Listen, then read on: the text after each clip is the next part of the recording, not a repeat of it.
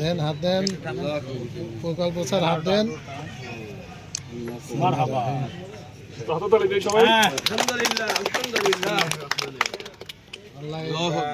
এই রাস্তাটা কত টাকার রাস্তা? 1,38,97,588 টাকা লাভ করে অসুবিধা নেই। মানুষ যেন বলে যে অহেচ্ছা একটা রাস্তা করে 10% টাকা লস আছে যুদ্ধের কারণে, তেলের কারণে বিভিন্ন মানুষের দাম বেড়ে গেছে। 10% টাকা মিনিমাম লস আছে।